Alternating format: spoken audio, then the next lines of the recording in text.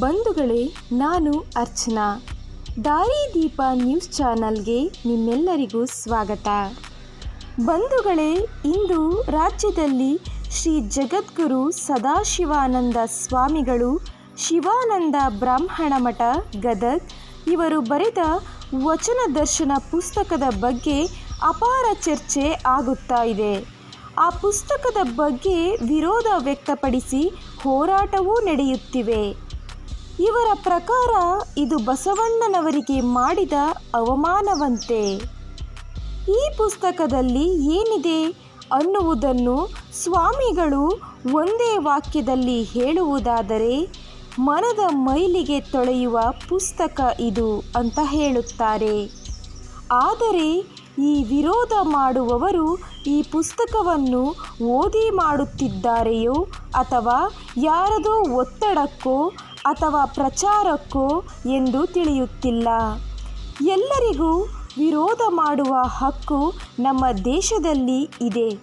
ಹಾಗಂತ ತಮಗೆ ಬೇಕಾದ ವಿಷಯಕ್ಕೆ ಮಾಡುವುದು, ಬೇಡವಾದ ವಿಷಯಕ್ಕೆ ನೋಡಿಯೂ ನೋಡದ ಹಾಗೆ, ಕೇಳಿಯೂ ಕೇಳದ ಹಾಗೆ ಇರುವುದು ಯಾವ ನ್ಯಾಯ?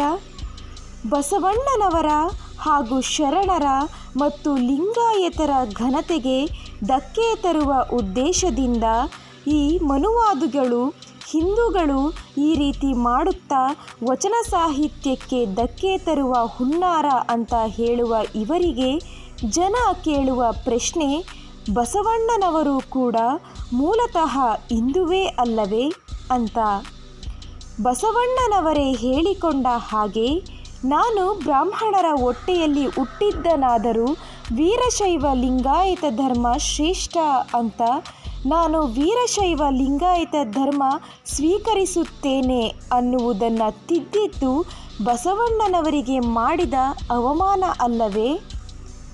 ಬಂಧುಗಳೇ, ಕೆಲವರಿಗೆ ಬಸವಣ್ಣನವರು ಹಾಗೂ ಶರಣರ ವಚನಗಳು ತಮ್ಮ ಸ್ವಾರ್ಥಕ್ಕೆ ಬಳಕೆಯಾಗುತ್ತಿವೆ. ಯಾರೂ ಅವರ ವಚನವನ್ನು ಸರಿಯಾಗಿ ಅರ್ಥ ಮಾಡಿಕೊಳ್ಳಲು ಆಗಿಲ್ಲ. ಬಸವಣ್ಣನವರು ಒಂದು ವಚನದಲ್ಲಿ ಹೇಳುತ್ತಾರೆ, ಆಡಂಬರದ ಜೀವನದ ಬಗ್ಗೆ. ಉಳ್ಳವರು ಶಿವಾಲಯವ ಮಾಡುವರು, ನಾನೇನು ಮಾಡಲಿ ಬಡವನಯ್ಯ ಅಂತ. ಆದರೆ ಈಗಿನ ಸ್ವಾಮಿಗಳು ಶರಣರ ಜೀವನ ಹೇಗಿದೆ ನೋಡಿ. ಐಷಾರಾಮಿ ಮಠ, AC ಕಾರು, ಕೋಟಿ ಕೋಟಿ ಸಂಪಾದನೆಗೆ ಶಿಕ್ಷಣ ಸಂಸ್ಥೆಗಳು, ಭೂಮಿ, ಕಾಂಪ್ಲೆಕ್ಸ್ಗಳು ಇದ್ದು ಇದು ಯಾರ ಬಡ ಉದ್ಧಾರಕ್ಕೂ ಉಪಯೋಗವಿಲ್ಲದೆ, ಆಸ್ತಿ ಇಷ್ಟಿದ್ದರೂ ರಾಜಕೀಯ ಪಕ್ಷದ ಗುಲಾಮರಾಗಿ ಅವರ ಮುಂದೆ ಭಿಕ್ಷೆ ಬೇಡುವ ಇಂಥವರು ಬಸವಣ್ಣನವರ ಅನುಯಾಯಿಗಳು ಆಗಲು ಹೇಗೆ ಸಾಧ್ಯ? ಇವರುಗಳು ಶರಣರ ಹೆಸರಿನಲ್ಲಿ ಜೀವನ ನಡೆಸುವ ಮತ್ತು ಎಡಪಂಥೀಯರ ಗುಲಾಮರಾಗಿ ಧರ್ಮ ಒಡೆದು ಅಳುತ್ತಾ ಜೀವನಕ್ಕೆ ದಾರಿ ಮಾಡಿಕೊಂಡ ಜೀವಿಗಳು. ಬಂಧುಗಳೇ, ಶರಣರ ವಚನವು ಬಹುಶಃ ಹೆಚ್ಚಿನ ಸಂಖ್ಯೆಯಲ್ಲಿ ವೇದ ಉಪನಿಷತ್ತುಗಳಲ್ಲಿ ಹೇಳಿದ ಹಾಗೆ ಇದ್ದು, ಅವುಗಳು ಸಂಸ್ಕೃತದಲ್ಲಿ ಇವೆ. ಅದನ್ನೇ ಅನೇಕರು ಹಾಗೂ ಬಸವಣ್ಣನವರು ಜನರಿಗೆ ತಿಳಿಯುವ ಹಾಗೆ ಆಡುಭಾಷೆಯಲ್ಲಿ ಬರೆಯಲಾಗಿದೆ. ಹೀಗಿದ್ದಲ್ಲಿ ಇಲ್ಲೊಂದು ಪ್ರಶ್ನೆ ನಿಮ್ಮೊಳಗೆ ಹುಟ್ಟಬಹುದು. ಅದೇನೆಂದರೆ, ವೇದ ಉಪನಿಷತ್ತುಗಳನ್ನು ಇವರು ವಿರೋಧಿಸಿದ್ದು ಸುಳ್ಳೇ ಅಂತ. ಹೌದು, ನಿಮ್ಮ ಊಹೆ ಸರಿಯಾಗಿದೆ. ಬಸವಣ್ಣನವರು ಯಾವತ್ತೂ ಯಾರನ್ನು, ಯಾವ ಧರ್ಮವನ್ನು ವಿರೋಧಿಸಿಲ್ಲ. ಎಲ್ಲರನ್ನೂ ಒಗ್ಗೂಡಿಸಿ ನಾವೆಲ್ಲರೂ ಒಂದೇ ಎನ್ನುವ ವಿಚಾರವಂತರು ಆಗಿದ್ದರು.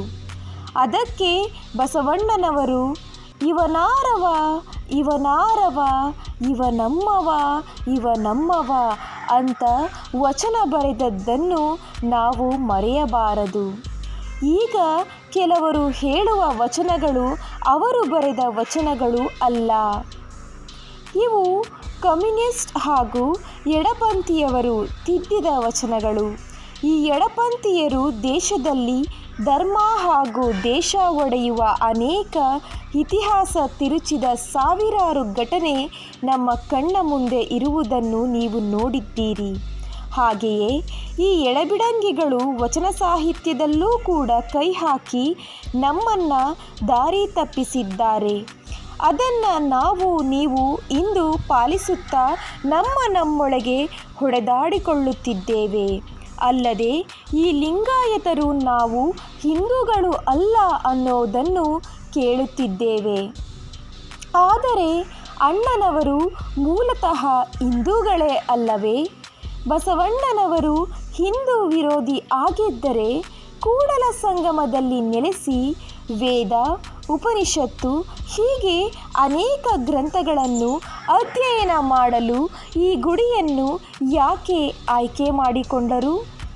ಸಂಗಮನಾಥನ ಸ್ಥಾವರ ಲಿಂಗಕ್ಕೆ ಪೂಜಿಸಿದ್ದು ಸುಳ್ಳೇ? ಅಲ್ಲದೆ ಬಸವಣ್ಣನವರ ತಾಯಿ ಬಾಗೇವಾಡಿ ದೇವಸ್ಥಾನದ ನಂದಿ ಆರಾಧಕರಾಗಿದ್ದು ಅದೇ ಕಾರಣಕ್ಕೆ ಬಸವಣ್ಣನವರಿಗೆ ಬಸವ ಅಂತ ನಾಮಕರಣ ಮಾಡಿದ್ದು ಸುಳ್ಳೇ? ಅಲ್ಲದೆ ಈ ಶರಣರ ವೇಷದ ಬುದ್ಧಿಹೀನರು ಗುಡಿ ಗುಂಡಾರವನ್ನು ವಿರೋಧಿಸುತ್ತಾ ಹೇಳುತ್ತಾರೆ, ಕಲ್ಲು ದೇವರು ದೇವರಲ್ಲ, ಸ್ಥಾವರ ಲಿಂಗ ಪೂಜೆ ಮಾಡಬೇಡಿ ಅಂತ ಹೇಳುವ ಇವರನ್ನು ಅವಿವೇಕಿಗಳು ಅನ್ನುವುದನ್ನು ಮರೆಯಬೇಡಿ. ಇವರು ಹೇಳುವುದು ಆಚಾರ, ತಿನ್ನುವುದು ಬದನೆಕಾಯಿ ಅಂತ ಜನ ಉಗಿದದ್ದೂ ಉಂಟು. ಯಾಕೆಂದರೆ ಬಾಗೇವಾಡಿಯಲ್ಲಿ ಗುಡಿ ಇದೆ, ಕೂಡಲ ಸಂಗಮದಲ್ಲಿಯೂ ಗುಡಿ ಇದೆ. ಇಲ್ಲಿ ಎರಡೂ ಕಡೆ ಸ್ಥಾವರ ಲಿಂಗ ಇದ್ದು ಪ್ರತಿದಿನ ಪೂಜೆ ಅಭಿಷೇಕ ನಡೆಯುತ್ತಿದೆ. ಇದು ಸುಳ್ಳೇ? ಹಾಗಾದರೆ ನೀವು ಗುಡಿ ಗುಂಡಾರಕ್ಕೆ ಹೋಗಬೇಡಿ, ಕಲ್ಲು ದೇವರಿಗೆ ಪೂಜೆ ಮಾಡಬೇಡಿ ಅನ್ನೋದನ್ನು ಬಿಟ್ಟು ಉಪದೇಶ ಮಾಡುವ ಮುನ್ನ ಅಲ್ಲಿರುವ ಗುಡಿ ಮತ್ತು ಸ್ಥಾವರ ಲಿಂಗವನ್ನು ನಾಶ ಮಾಡಿ ಇತರರಿಗೆ ಬುದ್ಧಿ ಹೇಳುವುದು ಒಳಿತು. ಇವರು ಹೇಳುವ ಹಾಗೆ ಬಸವಣ್ಣನವರು ಹಿಂದೂ ವಿರೋಧಿ ಅಲ್ಲ. ಬಸವಣ್ಣನವರು ಕೂಡ ನಂದಿ ಆರಾಧಕರಾಗಿದ್ದರು. ಹೀಗಿದ್ದಲ್ಲಿ ಬಸವಣ್ಣನವರು ಹಿಂದೂ ವಿರೋಧಿ ಅಂತ ಹೇಗೆ ಕರೆಯುವಿರಿ? ನೀವು ತೊಡುವ ಬಟ್ಟೆ, ವಿಭೂತಿ, ರುದ್ರಾಕ್ಷಿ, ಪೂಜಾ ಪದ್ಧತಿ, ಆವಿಗೆ ಇವು ಹಿಂದೂ ಸನಾತನ ಧರ್ಮದ ಆಚರಣೆ ಅಲ್ಲವೇ?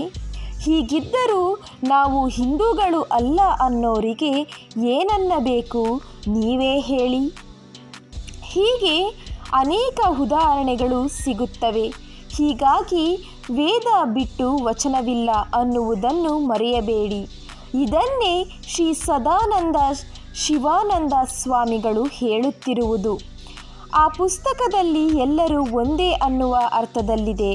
ಆದರೂ ವಿರೋಧ ಮಾಡುವ ನಿಮಗೆ ಜನ ಕೇಳುವ ಪ್ರಶ್ನೆ ಏನೆಂದರೆ, ನೀವು ಹೇಳುವ ಪ್ರಕಾರ ಬಸವಣ್ಣನವರಿಗೆ ಹಾಗೂ ಲಿಂಗಾಯತರಿಗೆ ಇದರಿಂದ ಅವಮಾನವಾಗಿದೆ, ಇದೊಂದು ಷಡ್ಯಂತ್ರ, ಅದಕ್ಕೆ ಸರ್ಕಾರ ಈ ಪುಸ್ತಕವನ್ನು ಬ್ಯಾನ್ ಮಾಡಬೇಕು ಅಂತ ಹೋರಾಟ ಮಾಡುವ ನೀವುಗಳು ಅದೇ ಲಿಂಗಾಯತ ಹಾಗೂ ಬಸವಣ್ಣನವರಿಗೆ ಹಾಗೂ ಅನೇಕ ಶರಣರಿಗೆ ಮಾನ ಕಳೆದ ಲಿಂಗಾನಂದ ಹಾಗೂ ಮಾತೆ ಮಾದೇವಿ ವಚನ ತಿದ್ದಿದ್ದು ಜನತೆಗೆ ಅರಿವಿದೆ.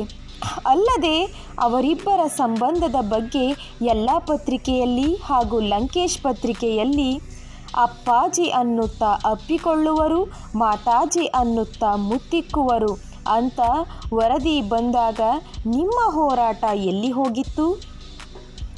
ಇಂಥವರು ಬಸವಣ್ಣನವರ ಅನುಯಾಯಿಗಳು ಆಗಲು ಸಾಧ್ಯವೇ? ಆದರೂ ಇಂಥವರನ್ನು ಪೂಜಿಸಿ ಪಾಲಿಸಿದವರು ನಾವು. ಅದು ಹಿಂದಿನ ಕಥೆಯಾದರೆ ಬಸವಣ್ಣನವರ ಹೆಸರಿನಲ್ಲಿ ಉನ್ನತ ಇತಿಹಾಸ ಇರುವ ಚಿತ್ರದುರ್ಗ ಮುರುಘಾ ಮಠಕ್ಕೆ ಅಧಿಪತಿಯಾಗಿ ಇಡೀ ಬಸವಾದಿ ಶರಣರು ಹಾಗೂ ಲಿಂಗಾಯತ ಧರ್ಮ ತಲೆ ತಗ್ಗಿಸುವ ಕೆಲಸ ಮಾಡಿದ ಈ ಮೃಗ ಅಮಾಯಕ ಬಾಲಕಿಯರನ್ನು ಕಾಮಕೃತ್ಯಕ್ಕೆ ಬಳಸಿದ ಈ ಮೃಗದ ಬಗ್ಗೆ ನೀವು ಯಾವತ್ತಾದರೂ ವಿರೋಧಿಸಿದ್ದು ಉಂಟೆ? ಅದರ ಬದಲು ಇಂಥ ಕಾಮುಕನನ್ನು ಬೆಂಬಲಿಸಿದ ನಮಗೆ ನಾಚಿಕೆ ಆಗಬೇಕು. ಈಗಲೂ ಈ ಕಾಮುಕ ನಾಚಿಕೆ ಇಲ್ಲದೆ ಮತ್ತೆ ಅಧಿಕಾರ ವಹಿಸಿಕೊಳ್ಳಲು ಪ್ರಯತ್ನ ಮಾಡುತ್ತಿದ್ದಾನೆ. ಅದಕ್ಕೂ ಯಾರಿಂದಲೂ ವಿರೋಧ ಇಲ್ಲದೆ ಸಮ್ಮತಿ ತೋರಿಸಿರುವುದು ಎಷ್ಟು ಸರಿ? ಇಂಥ ಶರಣರಿಗೆ ಜನ ಘೋರ ಅಪಮಾನ ಮಾಡಿದಾಗ ಆಗದ ಅಪಮಾನ, ಚಿಂತನೆಗೆ ಅವಕಾಶ ಮಾಡುವ ಈ ಪುಸ್ತಕ ವಚನಗಳ ವಿರೋಧಿ ಹೇಗೆ ಆಗುತ್ತೆ? ನೋಡಿ ಮಹಾಜನರೇ, ಶರಣರ ಆದಿ ಅಷ್ಟು ಸುಲಭವಲ್ಲ. ಅದನ್ನು ನಮ್ಮ ಜೀವನದಲ್ಲಿ ಅಳವಡಿಸಿಕೊಳ್ಳುವುದು ಅಸಾಧ್ಯ. ಎಲ್ಲರೂ ಅವರ ವಚನವನ್ನು ತಮ್ಮ ಸ್ವಾರ್ಥಕ್ಕೆ ಬಳಸಿಕೊಳ್ಳುತ್ತಾ ನಮಗೆ ಬಿಟ್ಟಿ ಉಪದೇಶ ಮಾಡುವ ಕಾಯಕ ಮಾಡಿಕೊಂಡಿದ್ದಾರೆ ಎಂಬುದನ್ನು ನಾವು ಅರಿತು ನಾವೆಲ್ಲರೂ ಒಂದೇ ಎನ್ನುವ ಭಾವನೆಯಿಂದ ಜೀವಿಸೋಣ ಅಂತ ಹೇಳಿ ನಿಮ್ಮೆಲ್ಲರಿಗೂ ನನ್ನ ನಮಸ್ಕಾರಗಳು. ಇನ್ನು ನಮ್ಮ ಚಾನಲ್ಗೆ ಸಬ್ಸ್ಕ್ರೈಬ್ ಆಗಿಲ್ಲ ಅಂದರೆ ಕೂಡಲೇ ಸಬ್ಸ್ಕ್ರೈಬ್ ಆಗಿ, ಪಕ್ಕದ ಬೆಲ್ ಬಟನ್ ಒತ್ತಿ, ಲೈಕ್ ಮಾಡಿ, ನಿಮ್ಮ ಮಿತ್ರರು ಹಾಗೂ ಬಂಧುಗಳಿಗೆ ಶೇರ್ ಮಾಡಿ.